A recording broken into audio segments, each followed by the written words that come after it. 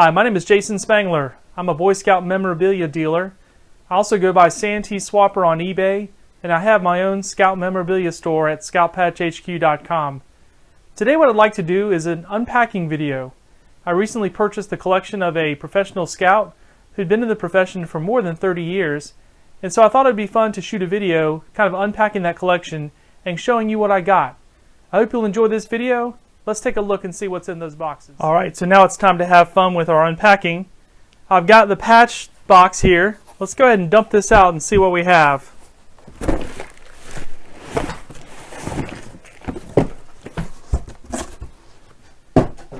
Now sometimes with a professional scouter you're going to get lots of interesting items.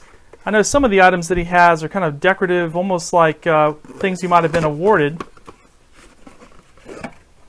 1977 Jamboree mug. My dad used to collect scouting mugs back in the 70s and early 80s when he was active in scouting, and I know that that was a big thing for a lot of adults. I can remember one year at my Boy Scout camp, they gave out 5 different scout mugs depending on what you did, whether you were a leader or a camper or on staff. So scout mugs used to be a real big deal. Now they're not quite as treasured. Still have a lot of Scout Patch mugs come through when I buy collections, but they're really just not items that bring a lot of money. Nice little clock here though. Probably got that for doing something important. 1989 pin money clip knife set. Kind of nice. Gentleman that I purchased this collection from, again, was a professional scouter. Served many years. All over. I know he'd served in Indiana and some different places like that. Another paperweight. Okay, we got some 2010 BSA commemorative items. Nice little coin there. Daily Good Turn. Norman Rockwell. A lot of times when I'm dealing in scouting memorabilia, I kind of focus on the things that I collect. This is a Year of the Volunteer commemorative card set. Got some of those there. The ever-present 1973 Jamboree. This was the largest Jamboree ever held. And so there's a lot of scouting memorabilia that was produced for that Jamboree. And even though that Jamboree happened a little over 40 years ago, most of those items today are really not that valuable because they made so many of them. Here's some more Jamboree items. 1964, you have a woven and also a regular patch, the embroidered one. Take a look on the back, make sure there's no plastic on that. They did do a reproduction on that 64 patch at one point. 1967 World Jamboree, the only one held in the United States so far, although coming up in 2019 at the new Summit property there will be World Jamboree held. 1969, not bad, a little sewn. Staff patch from 2010, and also another special issue, FAPH. I'll have to do a little research and see what FAPH stands for, but this professional scout probably had the opportunity to get a pretty cool patch for that one. And these 2010 Jamboree patches are pretty good. Those are kind of, actually it's ironic, the 2010 patches are more valuable than say like this 1977 or this 1989. For whatever reason they didn't make as many, or they're just more collectible. The 2010 patches really are pretty good. It's also got some Jamboree neckerchiefs here. Again, it's kind of the same deal with the Jamboree items. A lot of people assume that Jamboree items are very valuable, but the problem is you have such a huge supply, they're just never really going to become rare. So this 73 Jamboree neckerchief, if you try to sell it on eBay, maybe you get $3 or $4 for it. It's almost something that I've used in trading stock to actually trade for items. Maybe it'd be good for an antique store, but usually they don't do very well on eBay because you just got such a huge quantity of that stuff floating around. Alright, now we'll get into some more interesting stuff. Now I think this is pretty cool. This is a jacket patch from the Crossroads of America Council for their contingent to the 1973 Jamboree. So when I said earlier about Jamboree patches that they're maybe not that valuable, the difference is this one would have been issued in a very limited run because it was just for one specific council from one part of the country, and this was a jacket patch. It's still in great shape, so this would be the kind of item that probably would do good on eBay. Find somebody who is from that council who maybe would need this issue for their collection. That's a nice one. At the Jamborees, they also made these leather patches. This is from 1960. Here's one from 77 and 73. Kind of the same thing. These were kind of meant to be sewn on a on your pack. If you look closely here, you can actually see the holes around the outer rim here. So this was kind of meant to be sewn on your Scout hiking pack. Some of the other years, I think they were just mostly made as commemorative items because people really quit using them and they didn't even bother to put holes in them. So our professional scouter probably was in the Northeast Illinois Council back in 1989. There's 4 different JSPs from there. In fact, here's more of them. Now, a JSP is a Jamboree shoulder patch, so these would have been worn on the sleeve of the uniform, specifically at that Jamboree. There are people who collect these, but it's a little dicey to figure out which ones are really valuable, which ones are really rare. I'm guessing with this huge stack I've got that perhaps this 1989 from Northeast Illinois is not that rare, but I'll still stick it in my store and see what happens.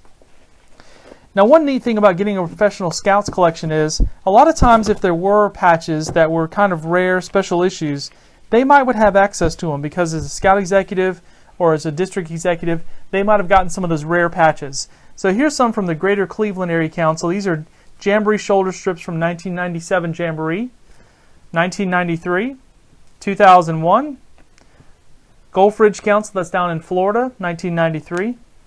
Some more Jamboree shoulder strips, Great Trail Council, Gulf Ridge, Crossroads of America, and again we see the Northeast Illinois. Now here's one that's kind of interesting. If I go back, these are essentially the same design, Northeast Illinois 1989, but we have a white border and a gold border. I'd have to go back and look at some of my collecting resources, but it's pretty obvious the gold border is going to be some special issue. Maybe it was given out to supporters or scout leaders or something, but I'm guessing that the gold border is probably much more valuable than this white. And that seems to be the truth because I've only got 1 or 2 of these gold borders and I've got a stack of whites. What I really like to see in here is if perhaps there's some FOS patches, those are Friends of Scouting patches, things that only a professional would really have a lot of access to. But it looks like this box mostly has Jamboree items. Alright, let's open another box and see what we find. Okay, ready to go with another box from this collection from a professional Scout. Let's see what we got in here. Looks like a lot of council shoulder strips. What I'd like to see again is instead of just some of the standard issues that do not have any special designations on them, I'd love to be able to find in this collection some that are special issues. Let me just thumb through here. This would be a good example. That's a 50th anniversary from the Gulf Ridge Council. Something like that would be a little bit better than just a regular standard issue. A lot of times when you have ghost issues like this, I don't know if you can tell in the video, but there actually is embroidery there. It's just all the same thread color. A lot of times councils will issue ghost patches for specific reasons. I've got a resource guide, the Council Shoulder Insignia book that I can use to look this one up. This is from the Pottawatomie Area Council in Wisconsin, and I'll find out what that guy is. Here's a good example of one that might be a little bit of money here. It says Greater Cleveland Council Partners for Youth. Now it's got the Cleveland Browns on there, but Partners for Youth, that must have been some program they were doing, perhaps something the Browns were helping to sponsor, and so I'll have to look that one up and see if that might be something kind of special. This is another good example of having 2 different border colors. This is Crossroads of America Council in Indiana, blue border and silver mylar. Generically, when you have a mylar border color, the shiny metal thread, then it's probably going to be the special issue. That's just kind of a little tradition that councils have, nothing written in stone.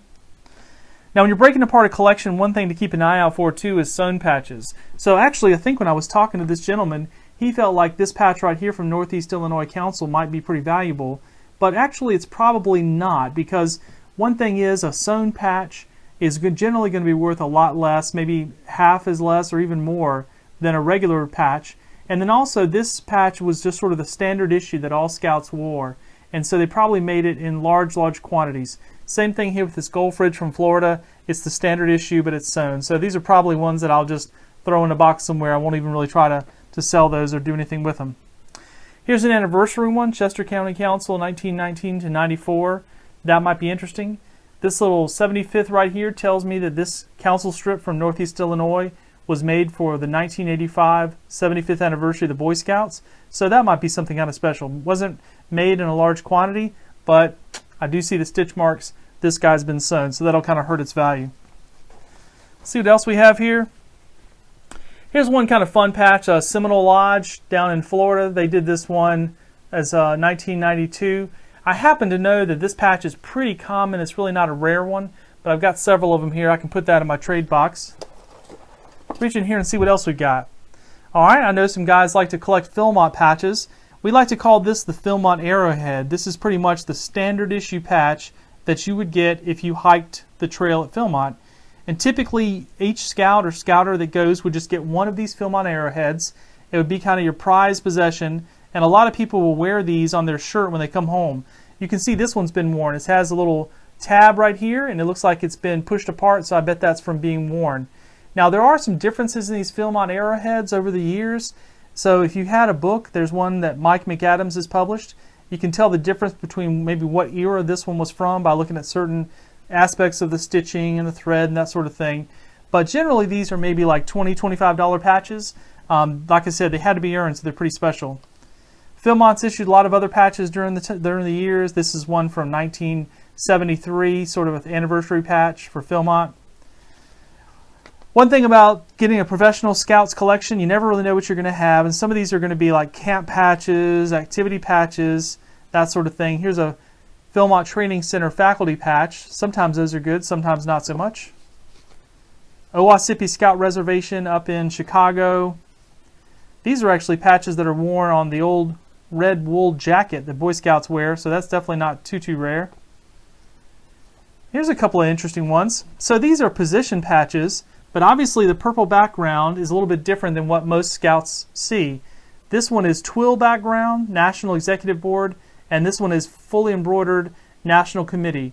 Now I don't have enough knowledge because I don't collect these to know if these are really special, but in general these would be a lot more desirable than say a troop issue that would have a green background or some of the other issues.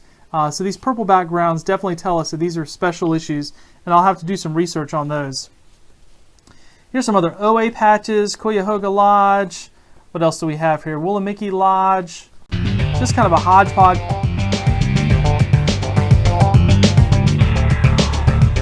Well, I hope you enjoyed the unpacking video. Kind of the first one I've shot. Just wanted to try something new out. Hopefully I'll be able to publish some more videos soon to help the scout memorabilia collecting hobby. Trying to just keep things interesting. Don't forget my website. You can find me at santeeswapper.com. And I do again have two stores that I run for scouting memorabilia. One of those is on eBay, and I have an easy URL that'll point you there, patchblanket.com. And then I also have my own online store that I run, and that's at scoutpatchhq.com. Thanks very much.